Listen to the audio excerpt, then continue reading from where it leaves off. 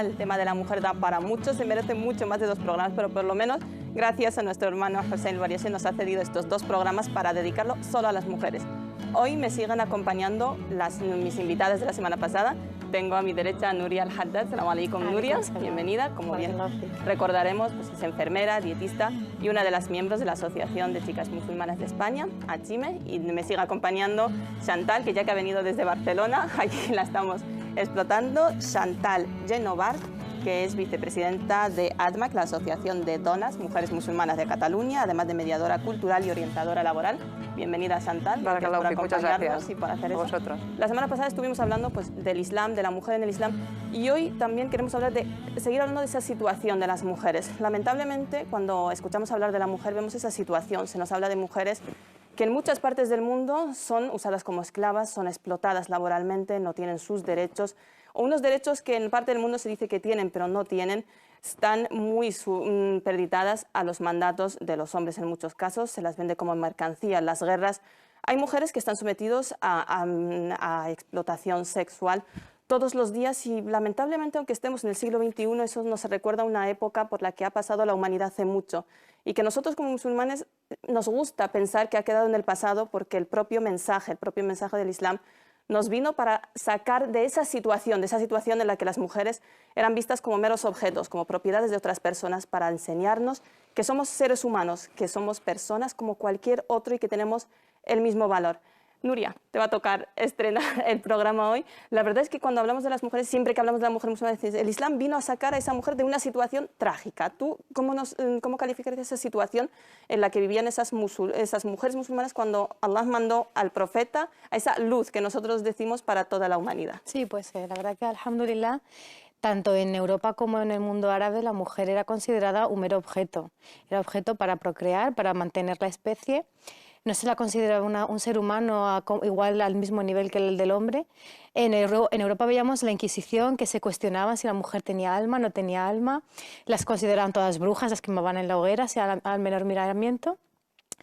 Pero en el mundo árabe, aunque eran también así, pero Allah subhanahu wa ta'ala, con la revelación del Islam, vino a traer derechos que hasta siglos después aquí en Europa no se disfrutaron de ellos.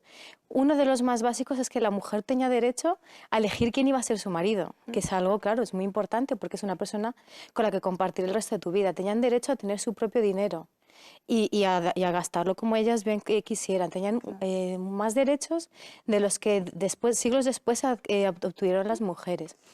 Y también, por otra parte, el profeta sallallahu alaihi wasallam fue un ejemplo de hombre de verdad, en el que respetaba a la mujer y cada vez que tenía la oportunidad le decía a su pueblo y el mensaje del Islam que la mujer debía ser respetada. Básicamente, por ejemplo, el hadith en el que dice a quién hay que respetar primero, ¿no? A quién hay que hacer caso primero, a tu madre, a tu madre, a tu madre y ya por último a tu padre, ¿no? A ti te gusta recalcar eso, por eso sí. De madre. Chantal, tú también eres madre, tú además, como nos contabas en el otro programa, has elegido el Islam porque como personas y como mujeres sí estamos todas en una situación, hay que reconocer esa situación de las mujeres en las que tenemos, pues estamos en inferioridad de condiciones, ¿por qué no negarlo? Pero en relación a todo el mundo, pero tú, el Islam, a lo mejor una de las cosas que te atrajo es eso, el saber realmente que las mujeres en el Islam, se podía hablar de mujeres en el Islam hace 14 años, cuando a lo mejor en otras partes del mundo era algo impensable, 14 siglos, ¿verdad? Sí, pues la verdad es que sí que me sorprendió muchísimo, ¿no? Claro, yo en mi mentalidad occidental, que siempre las mujeres en Occidente, seguramente porque estamos disfrutando, nosotras hemos nacido en una época donde afortunadamente en Occidente, sin hablar de lo que estabas hablando desde el principio, ese sentido a veces peyorativo, ¿no? Que acabamos siendo a veces objeto, ¿no?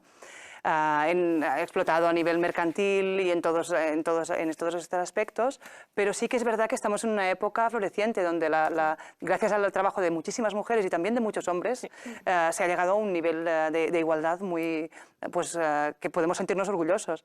Pero a mí como mujer occidental, que siempre me había mirado quizá, y sobre todo el mundo islámico, que teníamos ese prejuicio, me chocó muchísimo ver hace tanto tiempo, hace tantos siglos, el estatus de la mujer en igualdad, cosa que a mí nadie me lo había enseñado. O sea, de ahí empezó también mi búsqueda un poco hacia el Islam, ¿no? Y darme cuenta, por ejemplo, me chocó muchísimo porque justamente he tocado temas de políticas de género, el lenguaje no sexista, que es un tema muy nuevo aquí, y cuando leía el Corán y veía para los creyentes, las creyentes, los que ayunan, las que ayunan, me sorprendía, y cuando más estudiaba, ¿no?, ese cambio, esa reeducación que hizo el profeta Muhammad sallallahu alaihi wasallam en esa zona donde la mujer era objeto de heredar, y pasó a ser mujer, a ser una mujer que heredaba en todos sus derechos, ¿no? No sé si a vosotras os pasa, pero yo cuando hablamos de las mujeres y de esos derechos, de esa lucha que todavía tenemos que llevar a cabo, hoy en día lo que pienso es, ojalá volviéramos a esos siglos. Yo lo que deseo es, como más que me liberen, deseo el vivir, pues el tener la misma libertad que ha tenido Khadija radiyallahu anha, o que ha tenido Aisha, el volver a esa época. ¿Qué creéis que ha pasado o qué consideráis que el Islam ha aportado para que haya ese cambio de mentalidad, o lo que tú misma estabas hablando, Chantal, para que las mujeres que lo aceptaban, que eran pues objeto de la herencia, pasaban en pack, pues igual que se heredaba el sofá, pues se heredaba la mujer directamente, e incluso pues no tenían ningún valor y ellos lo tenían aceptado? ¿Qué hizo el Islam para que se produjera ese cambio de mentalidad tan rotundo o tan radical, para que ellas mismas se dieran ese valor y la sociedad les respetara? Porque el respeto que toda la sociedad de aquel siglo, de hace 15 siglos, respetara a Khadija, que cuando hablemos de la historia de Khadija, que es que la respetaban hombres que no tenían nada que ver, ¿qué pasó en esa mentalidad? ¿Qué creéis que ha podido aportar? Yo creo que influenció mucho el carácter de todas esas mujeres, todas las esposas del profeta. Si las estudiamos a fondo, pues vemos que su carácter era quizás en muchas ocasiones más parecido al nuestro, sobre todo el de Aisha radhiyallahu anha, que tenía un carácter muy fuerte, muy extrovertido, muy jovial, no se callaba las cosas, mashallah, que me encanta. Y es verdad que eso también ayudó, porque Allah subhanahu wa ta'ala eligió las mujeres del profeta sallallahu alaihi wasallam por un motivo, por una razón, bien por motivos políticos, pero también por su personalidad, por su carácter, por su manera de ser. Y eso favoreció que también se difundiera, que el resto de mujeres de la sociedad, que consideraba a esas mujeres como unas personas fiables, serias y que luego fueron creyentes, también influenció mucho. Pero si nos quedamos, yo creo que ahora nos quedamos mucho en nos quedamos más como relegadas, ¿no? Nos da como un poco de vergüenza salir, decir, hablar, pero eso tenemos que volver a cambiarlo. Como lo cambiaron ellas hace 14 siglos, ahora lo podemos volver a cambiar, y lo estamos viendo, lo que estábamos hablando antes, que lo vemos ahora realmente, que las chicas de ahora, la juventud, también han espabilado también, y que no se dejan... Es decir, que nos sentimos identificados con su realidad prácticamente. Claro, pero yo creo que tiene que ver mucho con el mensaje en su esencia del Islam. El Islam viene a liberar al ser humano, independientemente del género. Entonces, ese sentimiento, ese mensaje de liberación al ser humano, para dejar de adorar su cultura, sus tradiciones, y aceptar la fitra, ¿no? El instinto, el instinto libre, el instinto en que todos estamos obligados a hacer ese esfuerzo intelectual, a participar, que todos somos personas activas en nuestra sociedad. Claro.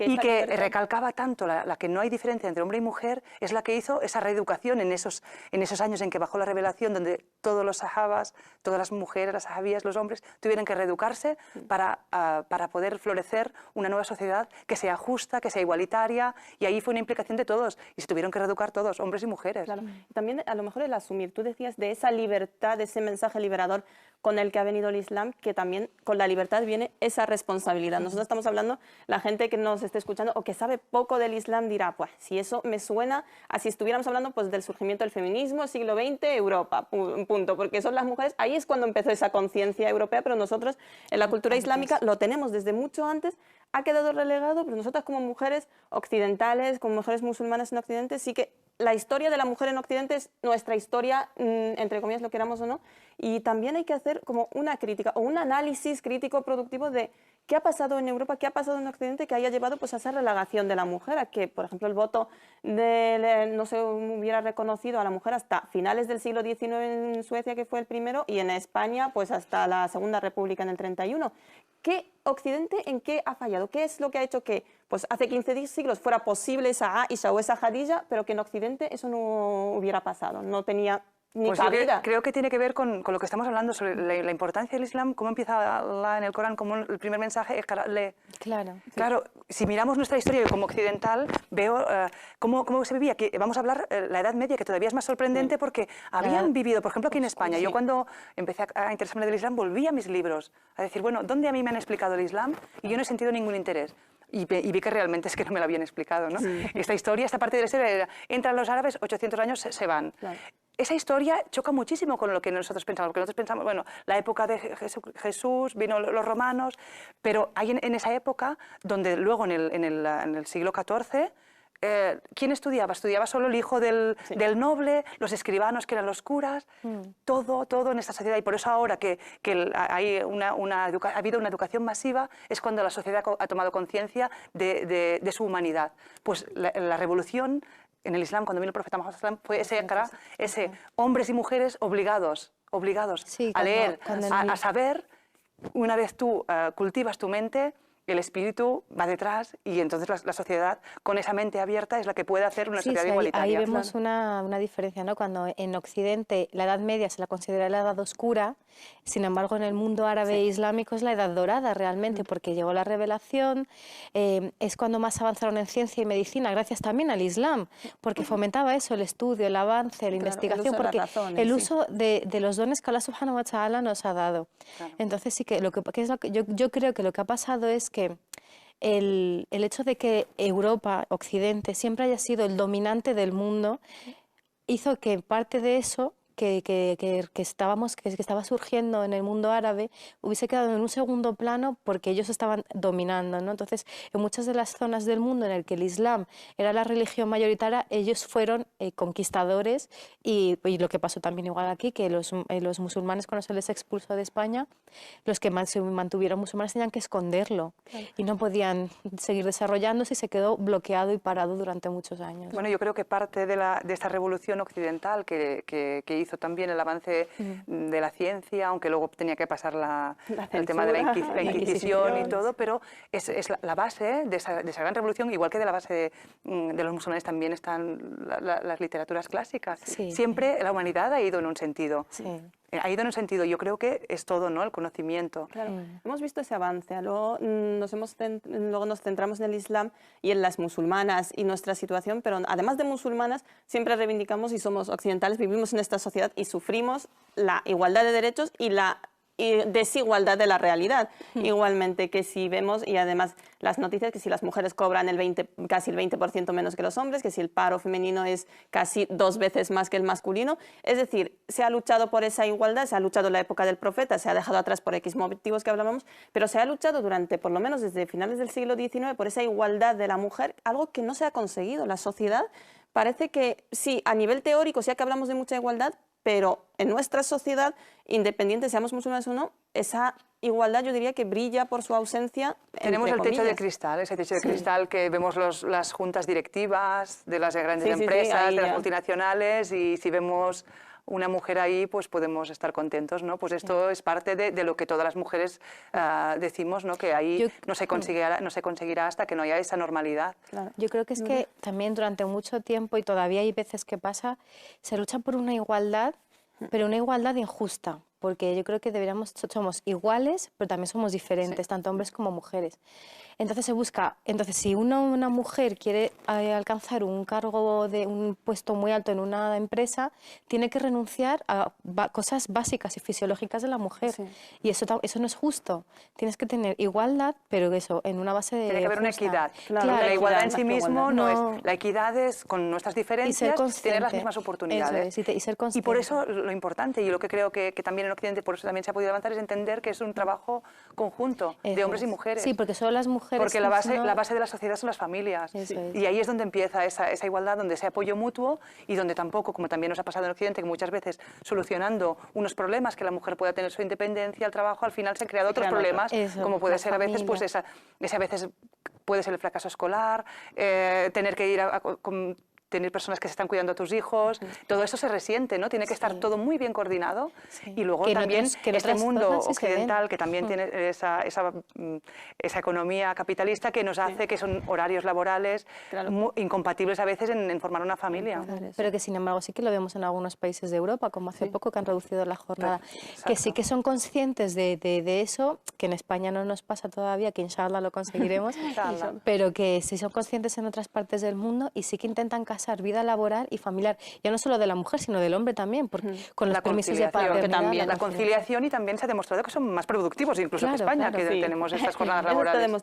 Pero entonces, de lo que acabas de decir, Nuria, ¿podemos afirmar en cierto modo que se ha entendido mal esa igualdad o que ciertos sectores, incluso mujeres, han entendido mal esa reivindicación de la igualdad? Es como, sí, queremos la igualdad, pero para conseguir esa igualdad tenemos que renunciar a cosas que mucha gente no está dispuesta a renunciar a ello, pero también hay que hacer un ejercicio de yo no tengo que renunciar a nada para conseguir esa igualdad. Claro, ¿Cómo yo creo conseguir como un ajuste, realmente el estar en el término medio, como decimos? Sí, yo creo que en esa búsqueda de la igualdad y en el resurgir del feminismo, llamado ahora feminismo islámico, que bueno, yo creo que nada debería tener este mundo la etiqueta de islámico, igual que ni feminismo islámico, ni machismo islámico, ni yihadismo islámico. Cada cosa es lo que es independiente del Islam, porque alhamdulillah el Islam nos ha dado todos los derechos. No hay que reivindicar en ellos, quizá hay que reivindicar en las personas que lo practican, no en las sociedades.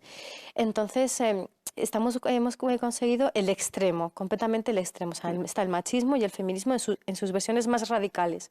Y como el Islam es un punto intermedio, es el medio siempre. Es lo que tenemos que volver. Pero tanto las mujeres que buscan a toda costa ser igual que los hombres, pero excediéndose en sus límites, excediéndose muchas veces en un esfuerzo sobrehumano que no debería ser aceptado por las propias mujeres. Pero es que yo pienso que a veces cuando estamos hablando de igualdad parece, y nosotras mismas, por ejemplo, cuando estamos hablando, parece que sea la única manera de llegar a esta igualdad es que los dos estemos trabajando, que los dos podamos hacer una carrera profesional, y a veces no es esto, es simplemente que haya una comunión, que la sociedad considere igual, no una persona relegada que no tiene, porque claro, la economía es muy importante para tener esa independencia y se ha demostrado, pero tiene que ser una sociedad que entienda todo esto, por eso es el valor de la mujer, y la mujer que no trabaje, no solamente el éxito se puede conseguir a través de la carrera profesional, quiere decir que la igualdad en el sentido que tú te puedas realizar como mujer intelectualmente, participando en acciones sociales. Que nos han vendido en la sociedad que realmente el mundo, la visión del mundo que se tiene es una visión del mundo machista, entre comillas, una visión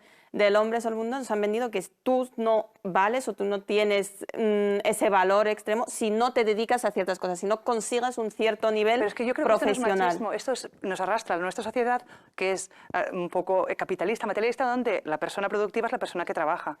Este es el problema de la mentalidad. Tenemos que entender la productividad. Básicamente. Hay muchos sentidos de la productividad social, cuántas ONGs, vemos muchas, ahora mismo, por ejemplo, en tiempo de crisis, tenemos ejemplos, por ejemplo, Cáritas o muchísimas asociaciones de vecinos que están haciendo una labor social, que eso es éxito, esto es ser productivo, eso es aportar. Y de hecho está supliendo muchas carencias que hay como sociedad que no podemos ayudar a personas que están pasando mal. Cambiar esa mentalidad. Es eso, que quizás deberíamos redefinir el concepto de feminismo, que es el con el que se está activando, y sobre todo cambiar la mentalidad de la sociedad. Que muchas veces también la culpa tenemos las mujeres, que hemos educado a nuestros hijos de una cierta manera. Si no cambiamos el chip dentro del hogar, no se cambia en la sociedad, porque somos las personas que formamos un núcleo familiar, somos las que luego vamos a la sociedad e influimos en ellas.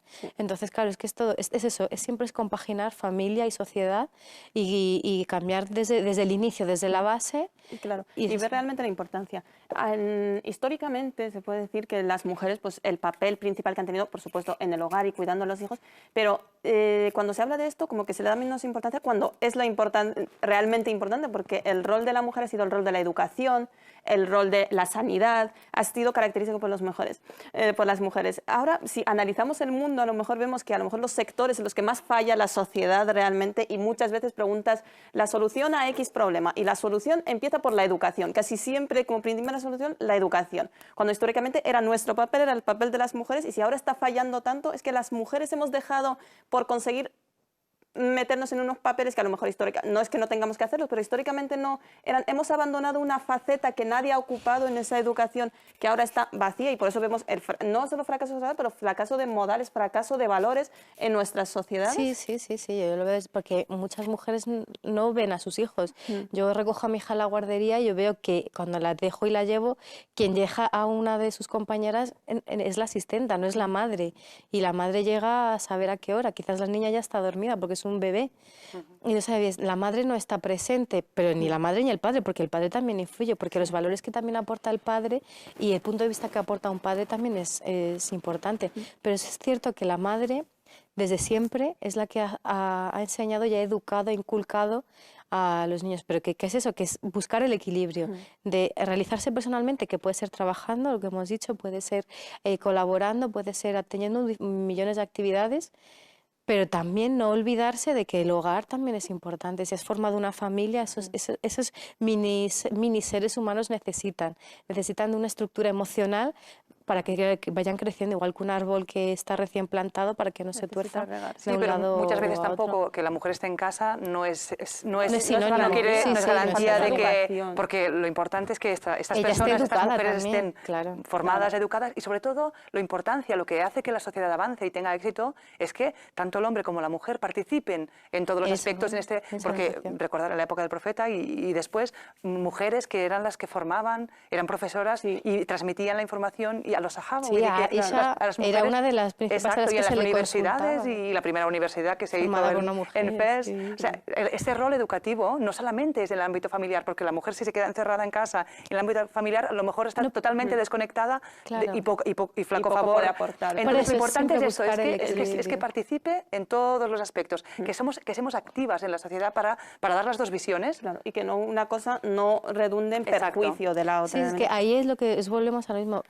Las mujeres de profeta son el mejor ejemplo que podemos encontrar, porque tenían ese equilibrio, lo mismo se iban a la guerra, que se quedaban en sus hogares, que ayudaban a la sociedad, ejercían de enfermeras, de médicos, de economistas, mashallah, de todo. La primera mujer que llevaba la economía en la primera sociedad islámica fue una mujer, por eso que es una cosa que no nos viene de nuevo. Claro, y el ejemplo del profeta, ejemplo del profeta, que venía, lo mismo, venía de una guerra, de una batalla, y venía y limpiaba, ayudaba en las labores del hogar, y mira cuántas mujeres tenía en su casa, y se ponía a hacer también las tareas. Es el conseguir eso y realmente el darle la misma importancia a unas cosas y a otras, porque recordemos en eso, en relación con el profeta, que cuando él era preguntado decía el mejor de vosotros es el mejor para su familia, ni siquiera decía es el mejor para, pero refiriéndose a su familia, de ser activo y porque es el núcleo. Si a lo mejor el problema que tenemos ahora es todos los problemas, si se analizan, surgen de la base que es la familia, que no ha hecho el trabajo que debía hacer, pero para realmente hacer ese trabajo, como bien decías, se necesita esa formación de que las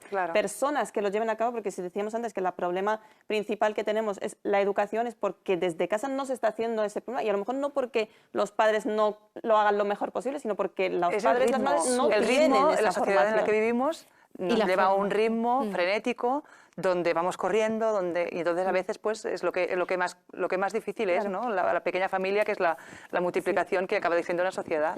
Lamentablemente muchas veces pues sí, hablamos del Islam y hablamos de las mujeres del profeta y se nos llena la boca y nos sentimos súper orgullosas en plan de que vais, que las mujeres del profeta, pero luego miramos a las mujeres musulmanas, a las mujeres también árabes, que son la mayoría de origen árabe, las musulmanas que viven en España. Y esa realidad está muy lejos y mucha gente pues a lo mejor se acusa al Islam de estar siempre mirando al pasado, siempre, sí, no nos podrían decir, nos negamos que hayan seguido muy buenas, pero el ejemplo, la realidad de ahora, si miramos las sociedades árabes muchas veces nos molesta y mucho que te digan, pues no, tú no tienes derecho porque en Afganistán se le obliga a hacer no sé qué. Dices, ¿yo qué tengo que ver? Pero también es una realidad que eso no afecta y es algo que está ahí. ¿Por qué esa situación ya hemos empezado diciendo que la discriminación de la mujer está en todas partes, en unas más que en otras, pero lamentablemente en las sociedades árabes, en las sociedades de mayoría musulmana, destaca más que en el resto de los sitios. No sé si estáis de acuerdo. Sí, obviamente sí, pero también porque nosotras las que vivimos en Occidente, como tenemos esa doble cultura, ¿no? Nuestra cultura musulmana, que somos muy conscientes de ella, y además vivimos una cultura occidental. Sin embargo, ya sí que son unas culturas mucho más machistas, más patriarcales, que no han sabido realmente adquirir el mensaje real del Islam. han aceptado el Islam un poco como con pinzas, ¿no? Algunas cosas sí, otras no, y se ha ido relegando, se ha ido dejando, hasta que, claro, ya se llega a un punto en el que eso no es soportable. Y ahora es cuando vemos cómo empiezan las jóvenes, porque antiguamente, pues eso, pues la madre, la abuela, pues sí, te meten en la cabeza, ¿no? Tienes que ser así. Toda la sociedad aceptaba ese tipo de manera de ser, de personalidad, de esas actitudes, esas prácticas, pero ahora no. Ahora con el tema de que vivimos en un mundo global, que podemos ver lo que pasa en otros sitios también, pero también es que es cierto que lo que volvemos a antes, que la mayoría de esos países han estado colonizados y no podemos pedirles un nivel de desarrollo cuando han estado parados durante muchos siglos. Sí, eso lo podemos justificar en la colonización y en el nivel de esos países, pero aquí, si vemos ese millón, casi 2 millones de musulmanes que hay en España, la mayoría son mujeres y lamentablemente a lo mejor tu mentalidad o esa mentalidad abierta o eso, yo sigo el verdadero Islam, no es el que domina entre las mujeres musulmanas españolas. Porque tienen falta de conocimiento, no saben cuáles son sus derechos. Esto no estamos hablando si hablas de, por ejemplo, la inmigración y más en España, que es más reciente, que no tenemos tantas, ahora empiezan y se nota, se nota muchísimo las universidades, esas segundas generaciones, esas asociaciones que estáis montando, que tan bien funcionan, que tan bien hacen y que tanto nos ayudarán en un futuro al conocimiento de los musulmanes. Pero claro, no olvidemos que los padres vienen con esa mentalidad. Por eso muchas veces ¿no? les achacamos. O yo, cuando trabajaba en mediación, les decía, no puedes hablar a tus hijos como si tus hijos estuvieran estudiando en Marruecos porque les ayudas muy poco. Claro. Y esto es el esfuerzo, ¿no? Pero sí es verdad que... Pero es que yo vuelvo a lo de siempre. Y a veces somos románticos y los que hemos convertido... Vamos siempre al inicio. ¿Por qué? Porque es el origen, es nuestro espejo. ¿Dónde nos tenemos que mirar? Entonces vemos que la realidad es otra y la culpabilidad está en nosotros. Es volver a conocer qué es el Islam, a conocer el mensaje de Allah que las y la mujeres, formación.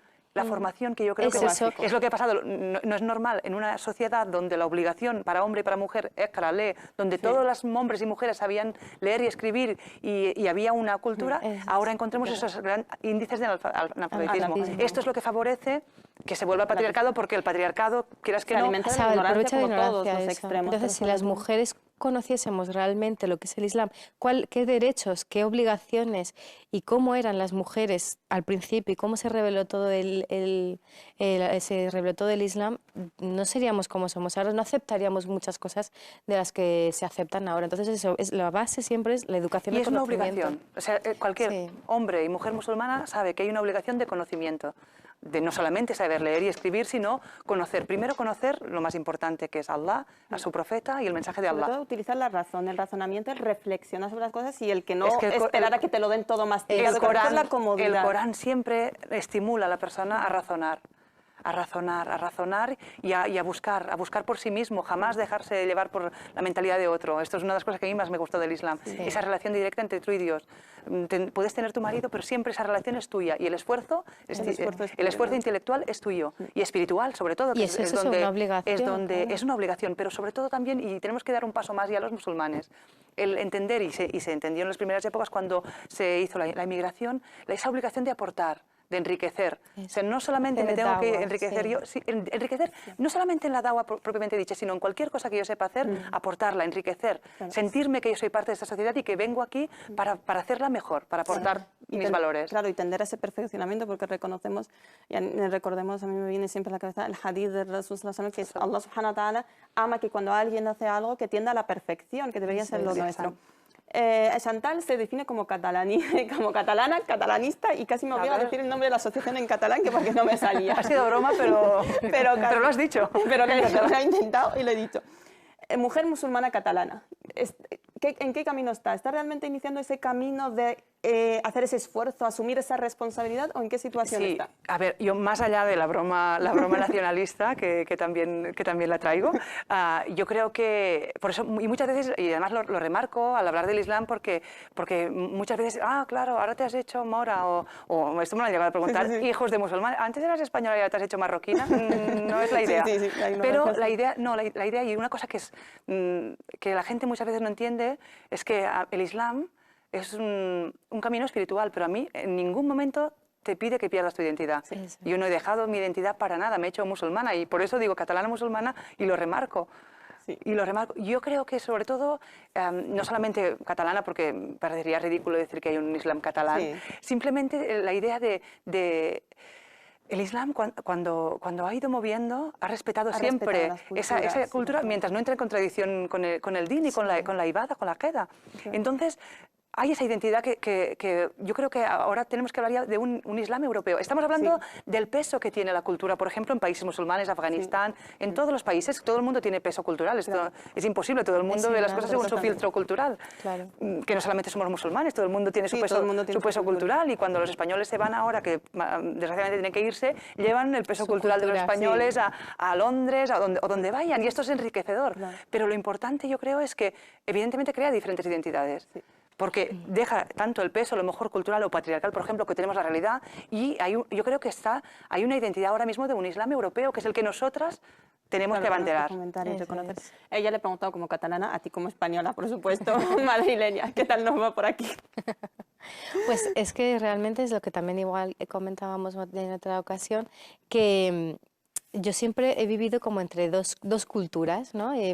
Mi cultura por ser musulmana y mi cultura por ser española, y realmente no te llegas a identificar totalmente en los dos puntos porque no te aceptan en pleno derecho en los dos puntos. O tienes que ser mora musulmana marroquina, o tienes que ser española y no puedes ser musulmana. Entonces sí que ahí se nota, ¿no? Y te ves en muchas ocasiones te ves que no estás aceptada en ninguno de los dos grupos. Pero sí que es cierto que cuando te juntas con más chicas, más mujeres que están en tu misma situación, estamos creando una nueva identidad, ¿no? La identidad de eso, de musulmana y europea. Y me dicen, pero es que tú eres española. Yo sí, soy española. O sea, yo los domingos como tortilla de patatas y paella, ¿sabes? Es que es lo más típico que tengo yo en mi casa. Que una cosa no quita la otra, y sobre todo lo que Eso decía es. Chantal de eso, de realmente que el Islam no es ni árabe, ni es asiático, ni es europeo, ni es nada. Y El además, Islam sobre todo, absolutamente no es todo. homogéneo. Y no es absolutamente homogéneo. Seguimos hablando de eso viene bien, porque ahora estamos hablando de la mujer musulmana, lo hemos mencionado muchas veces, pero también hay que decir que la mujer musulmana no es una, de Chantal, se nos parecemos en cosas y nos diferenciamos en otras muchas, y con Nuria lo mismo. Vamos, con unos minutos de publicidad y seguimos hablando si somos iguales, no somos iguales, en homogeneidad, y seguimos hablando de la mujer. Unos minutos y volvemos.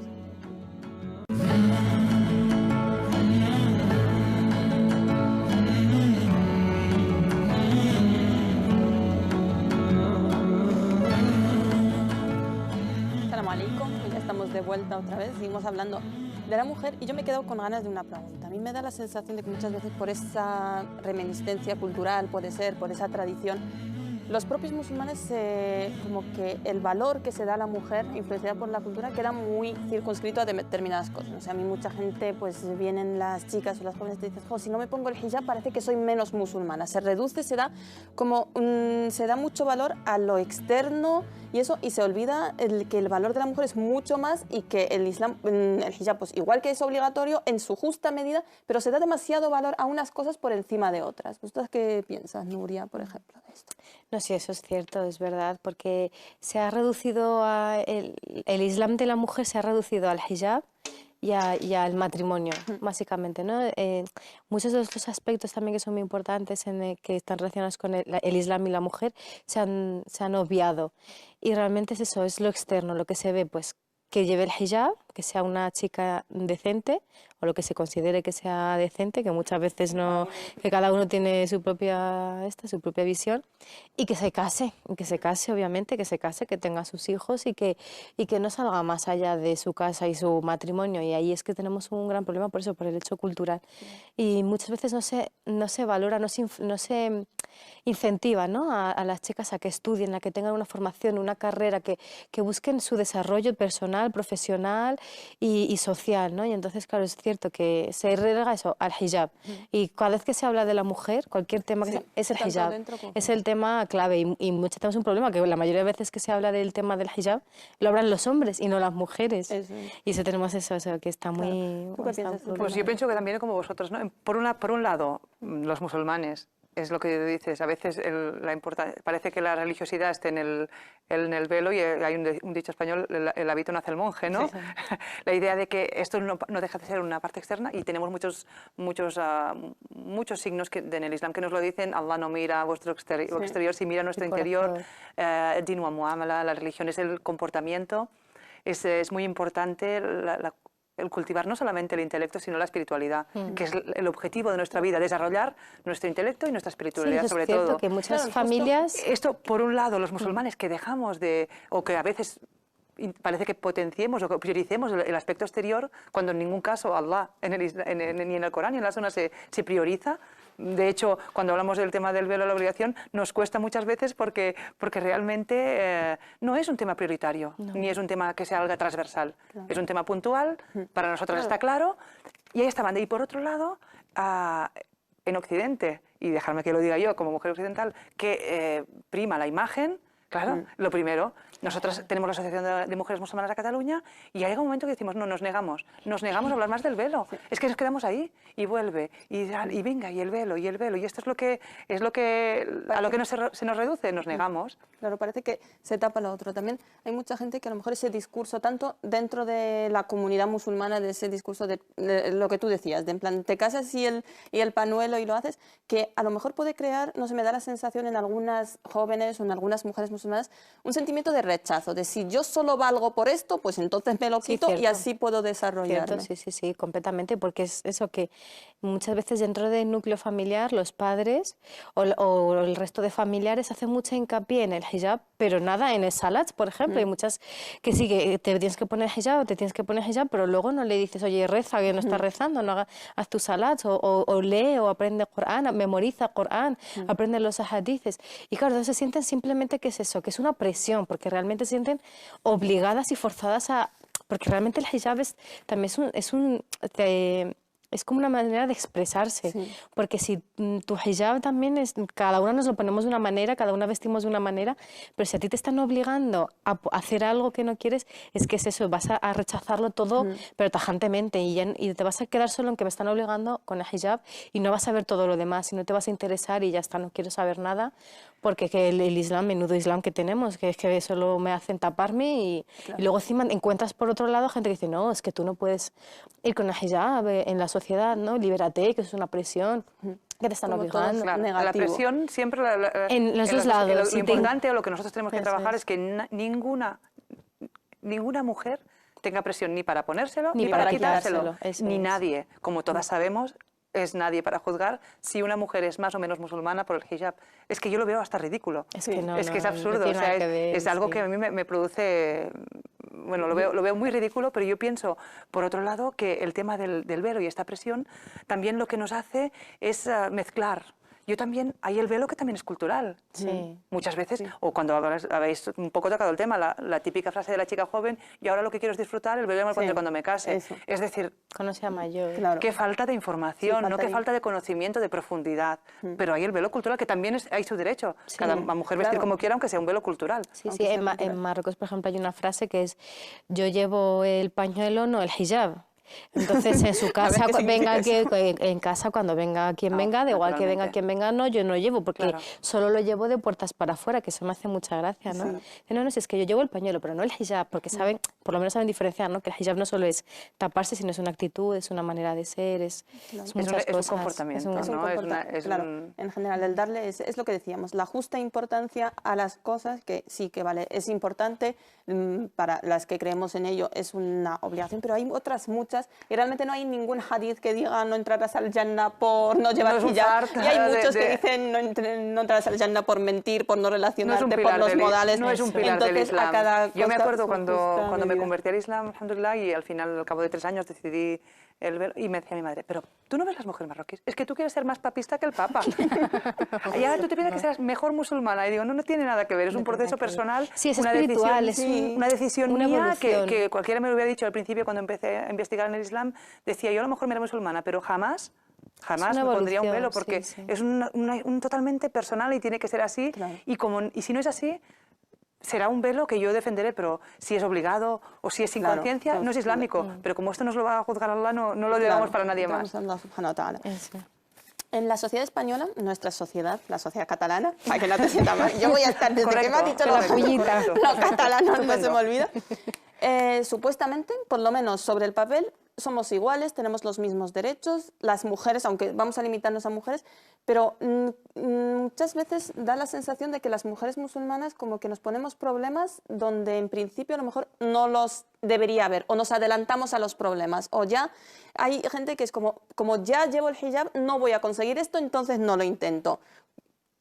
¿Creéis que hay esa sensación de, en plan, no lo voy a intentar porque ya doy por hecho que no lo voy a conseguir? ¿No hace falta hacer ese trabajo de intentarlo y fracasar y que por lo menos abrir el camino a otros? A ver, sí realmente existe un poco esa sensación, ¿no?, de que ya estás prejuzgada, ¿no?, por las que llevamos el hijab, pero realmente yo creo que tiene que ver más con el carácter y la personalidad de cada una de nosotras, porque si tú tienes un carácter fuerte, una personalidad, no vas a dar por hecho que no te van a dar un trabajo por hijab, porque también si vas con esa actitud, por ejemplo, en una entrevista de trabajo, estás transmitiendo una inseguridad que quizás no es lo que estén valorando.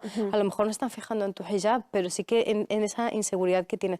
Pero es cierto que sí que hay muchas ocasiones que yo tuve una paciente que dijo que no que entrara para nada en su habitación y que no quería que la atendiera yo por el mero hecho de llevar el hijab.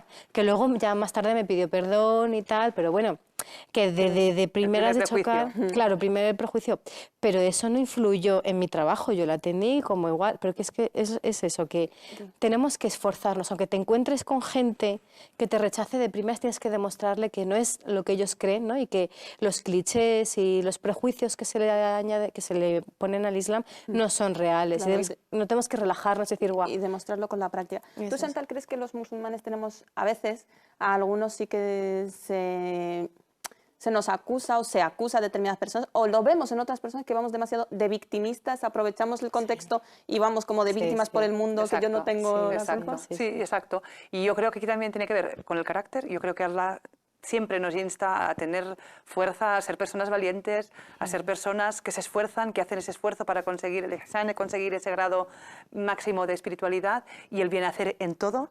Y tiene que ver con la fe, y tiene que ver con el yaqín, tiene que ver con confiar en Allah, con saber que cuando tú te esfuerzas, en todo lo que tú hagas, Allah te va a ayudar. Y en esa actitud es cuando los musulmanes, y además vemos, yo me hice musulmana hace 17 años, lo he dicho creo antes, pero lo repito.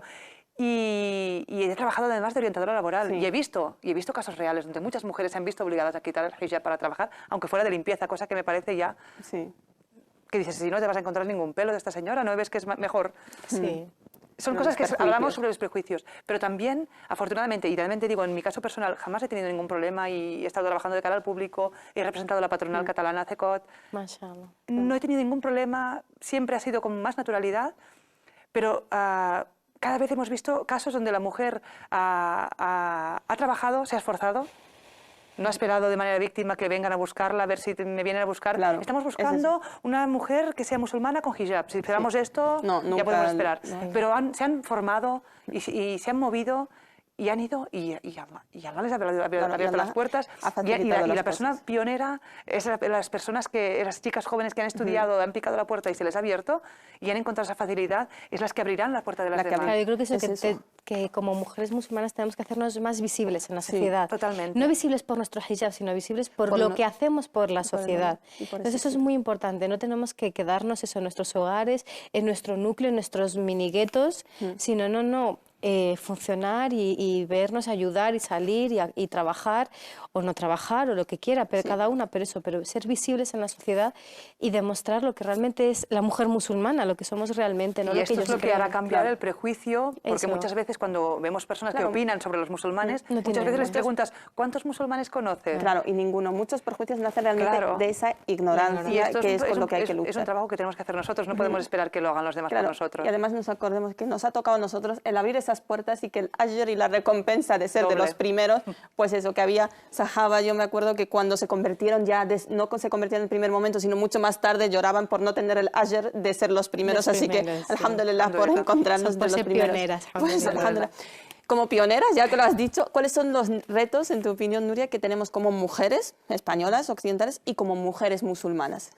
A ver, realmente retos tenemos muchos, pues muchos, y porque empezando por cambiar lo que la sociedad piensa de la mujer musulmana y porque realmente tú te encuentras casi prácticamente día a día diciendo, no, es que a mí no me obligan a ponerme hijab, no, es que a mí no me dejan en casa encerrada, pero tú conduces, claro que conduzco, pero tú has ido a la universidad, pues por supuesto que he ido a la universidad, ¿no? Es eso, primero romper las barreras, ¿no? y los prejuicios de lo que se cree del Islam. Y luego dentro de la propia comunidad musulmana, es que se nos dé más voz, conseguir que se nos dé más voz, que se nos escuche y que no sean los hombres los que hablen por nosotras. Tenemos nosotras que espabilar y nosotras hablar por lo que nosotras necesitamos.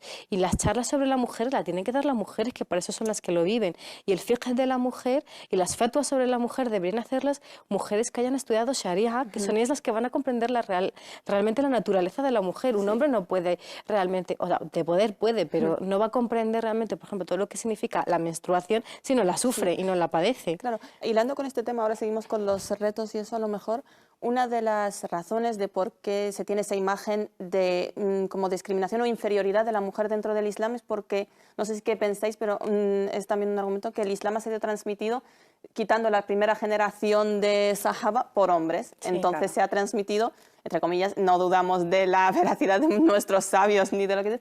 Pero también ha podido influir en esa visión en que todo lo que sabemos del Islam ha sido transmitido por hombres. Entonces eso influye en la imagen que se tiene de ese Islam y en cómo realmente las mujeres, nuestras madres, nuestras abuelas, han vivido el Islam porque es lo que les han transmitido. Es como ahora que cualquier pregunta a lo mejor sobre Islam, si te la hacen a una mujer, luego dicen, no, mejor voy a preguntar a un sheikh a ver qué piensa. Sí, bueno, yo creo que eso está claro que la mano que escribe la historia siempre es el que da su versión. Su versión, por eso es importante lo que Volver yo al decía. inicio. Y que haya mujeres, sobre todo mujeres preparadas, porque a veces también Sí, eso el es. victimismo de culpar a veces al hombre cuando la mujer también tiene que hacer su Estamos- esfuerzo sí, y claro. estar... Yo creo que la situación, lo que decíamos aquí, tenemos que tener en cuenta también esa primera generación, que el primer esfuerzo ha sido el idioma, que hay muchísimas personas todavía de esa primera generación por temas o porque la mujer no ha trabajado, Sí, o por temas porque el hombre ha familiares. trabajado a lo mejor en la construcción, que no ha tenido tampoco porque ha trabajado. Sí. Entonces, el idioma ha sido un problema muy importante para cambiar esa imagen. Aquí en España sí vemos eso, que la primera generación, la Exacto. generación de inmigrantes no eran unas personas formadas, no eran personas con carreras, eran clase obrera que querían pasar también desapercibidos Claro. para mantener su trabajo y poder así sacar adelante a su familia. Entonces eso sí que se nota, porque ellos no tuvieron la oportunidad de estudiar en sus países el Islam, ¿no? Lo poco que transmitieron a sus hijos, pero alhamdulillah vivimos ese momento en el que todas las mujeres, sobre todo aquí las chicas en España, estamos volviendo a estudiar, a buscar, a reinterpretar, ¿no? Todas las fatwas, a volver a estudiar el hadith, todos los hadiths, no solo los que nos quieren contar también, que eso también influye Es mucho. verdad. Y eso lo vemos porque hay muchos grupos de halaqas ahora, ¿no? Y casi todos son de mujeres, los de hombres progresan poco, pero los de mujeres sí hay muchos. ¿Los retos, Chantal, en tu opinión? Pues yo además creo de que estos? es esto, sobre todo esto, la formación, ¿no? Sí, es muy grande. El volver al origen, al volver a estas sociedades de sahabas y sahabías que eran totalmente activos, que se preocupaban en formar y que conseguían, a través del esfuerzo y de la espiritualidad y el recuerdo de Allah, tenían toda la fuerza para conseguir este equilibrio en la sociedad. Si hacemos esto, todo lo demás vendrá, porque cuando nos esforzamos para acercar a Allah, Allah... Es que nos hemos Se acerca a relajado nosotros. mucho las mujeres, Exacto. nos hemos Yo dejado creo que llevar. en general los musulmanes, con todos los problemas que han habido, con todo lo que hemos hablado de la historia, pero ahora mismo que estamos hablando de dónde estamos y de quiénes somos, el tema del idioma ya con esta segunda generación no hay problema, el tema de la formación Pero cada vez sí se va que en abriendo. el idioma sí que encontramos otro problema. Ahora hay que aprender árabe. Hay que aprender el árabe. Ahí sí que Bueno, también ¿me lo dices o me lo encontramos- cuentas? Ahí sí que vemos Pero un yo creo que problema. también, yo creo que el reto principal, por ejemplo, ahora que nosotros nos encontramos y de verdad yo como española siento y vivo con mucha preocupación lo que pasa, por ejemplo, en Francia. Yo creo que tenemos que entender, España ha sido, Europa en general, y sobre todo España, también por nuestra historia, por el franquismo, hemos tenido una cultura que era homogénea. Entonces, es un trabajo también que tenemos que entender que es complicado. Esta multiculturalidad que ha venido de nuevo es la que tenemos que trabajar nosotros y verdad que como musulmanes yo la he traído desde dentro, vosotras a lo mejor vuestros padres la han traído desde fuera, ¿no?